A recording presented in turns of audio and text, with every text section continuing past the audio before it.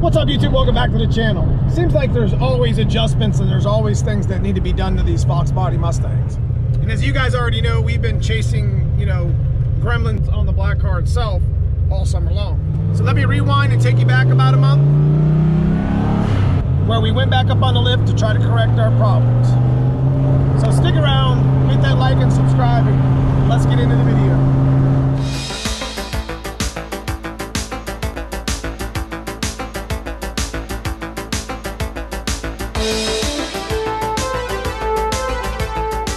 All right, so I'm just gonna add this to the video that we did like a month ago when we had issues with the black car. We decided today to go ahead and stick the slicks back on, take the cutout out, and I think I'm gonna try to sneak the bump steer on, the extra bump steer stuff that I had from the white car.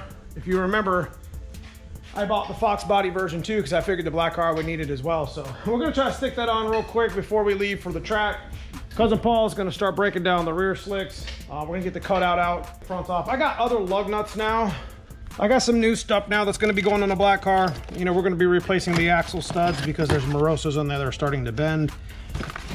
And I don't mind these little cheapy lug nuts. They're a lot better than the little silver chrome ones that you get at the parts store. And just for you guys that want to know, the part numbers that I use are 100-7703 on the wheel studs.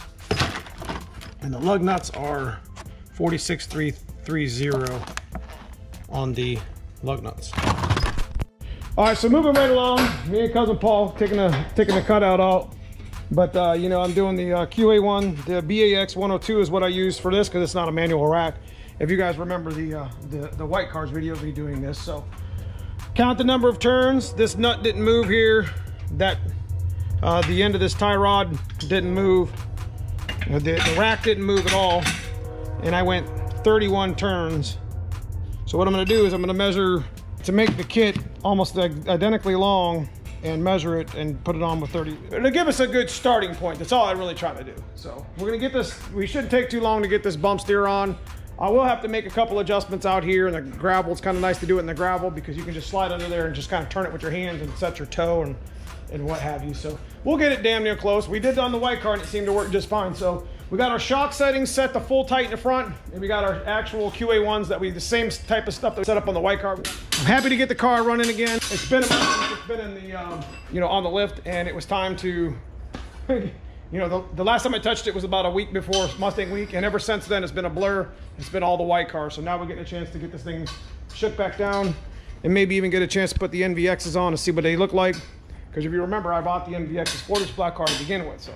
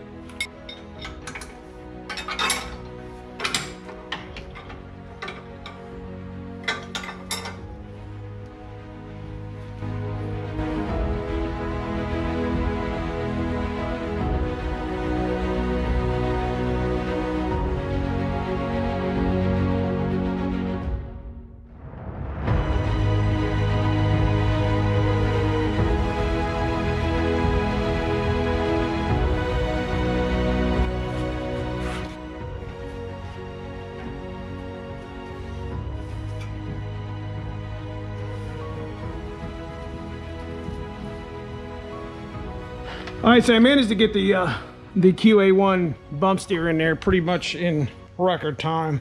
I think I'm gonna have to take this one loose though. I gotta go in a little bit further on the rack because I need more adjustment room, I'm pretty sure. There's a good amount of adjustability happens with it. Let me tell you what, bump steer changed the game in my white car. If you guys haven't watched the videos, I used to be so, like I would panic a little bit because the car would be all over the track, but I made a huge adjustment.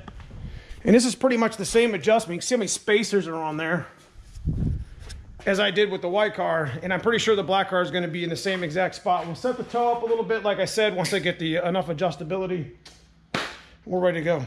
All right, so what I learned here is that the QA1 kit likes to be bottomed out here on the regular style rack. I didn't realize that. And then it's got plenty enough thread to, when you adjust outwards, because it can only be adjusted outwards because this is already bottomed out here. So it will bottom out on the rack. At least the BAX 102 kit will. And that's kind of nice because I got all my adjustments ready and I'm ready to lock this down.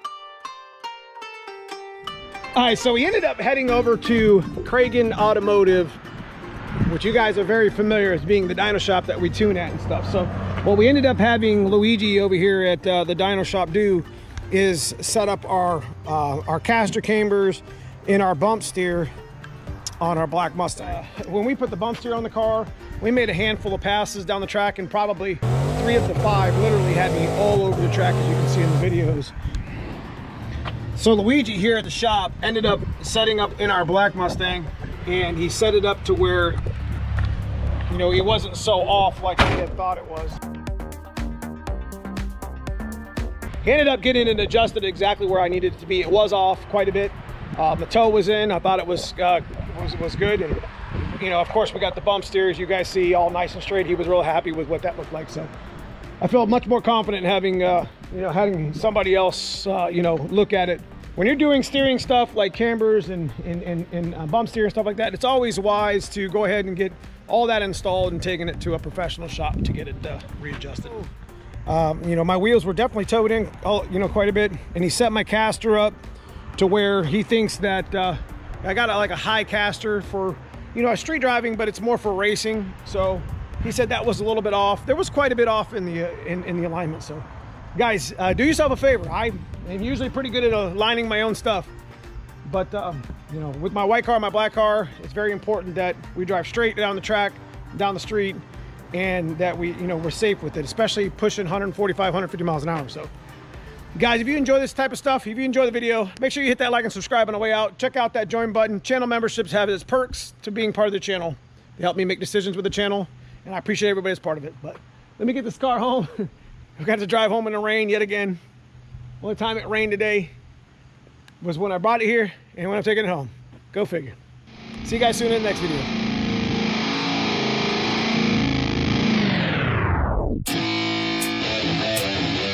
Yeah, let's go.